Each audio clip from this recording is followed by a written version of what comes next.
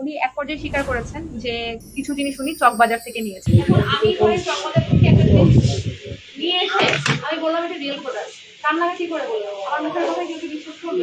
Samita logo, Samita logo, real logo. একটা জিনিস এই একটা এসে সস এখান থেকে রওনা দেবে, আপনাকে তো জানালাম এখন কি করবো।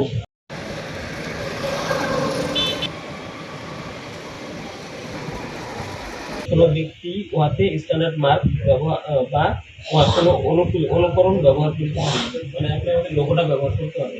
কোন লোগোটা ব্যবহার করতেছেন আপনারা, ধরেন এটার বিডিএস হচ্ছে 1269, আপনারা লিখতেছেন 638 নামে আমাদের কোনো স্ট্যান্ডার্ড ব্যবহার, ঠিক আছে। এদের জন্য আপনার অনধিক 2 বছর কারাদণ্ড অথবা অনধিক 1 লক্ষ টাকা অর্থদণ্ড, তবে 25,000 টাকা নিচে নয়।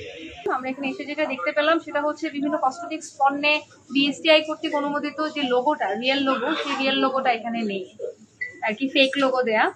আরো কিছু জিনিস আমরা দেখতে পেলাম যে ওনারা মানে এই দোকানের যিনি ম্যানেজার উনি কোনো পাকা রসিদ আমাদেরকে শো করতে পারেন নাই। মানে উনি যেখান থেকে এই প্রোডাক্টগুলো কিনেছেন উনি বলছেন এগুলো ইম্পোর্টেড আর কি, বাইরে থেকে নেওয়া হয়েছে, কিন্তু এই প্রোডাক্টগুলো যে আদৌ ইম্পোর্টেড তার কোনো প্রমাণ, কোনো ডকুমেন্টস, কোনো কিছু উনি আমাদেরকে শো করতে পারেননি আর কি, এবং উনি এটা ব্যর্থতা স্বীকার করেছেন, উনি ওনার অপরাধ স্বীকার করেছেন। আর হচ্ছে এখানে আমরা কিছু প্রোডাক্ট দেখলাম, ম্যাক্সিমাম প্রোডাক্টই যেগুলো দেখলাম আর কি কসমেটিক্স পণ্য, সেগুলোতে কোনো ধরনের কোনো সুন্দর করে র্যাপ করা নাই আর কি। নর্মালি বাইরে থেকে যখন আসে কোনো কিছু তখন কিন্তু সুন্দর করে র্যাপ করা থাকে, সেগুলো আমরা ইজিলি খুলতে পারছিলাম আর কি, কোনো মোড়ক ছিল না আলাদা করে।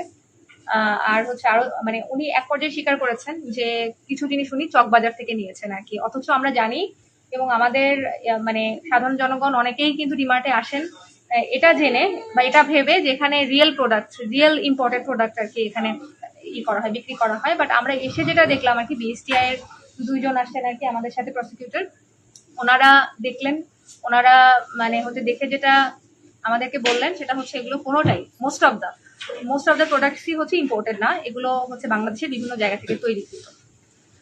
এ কারণে আমরা এই ডি মার্টের যিনি ম্যানেজার ওনাকে আমরা 30,000 টাকা জরিমানা করেছি।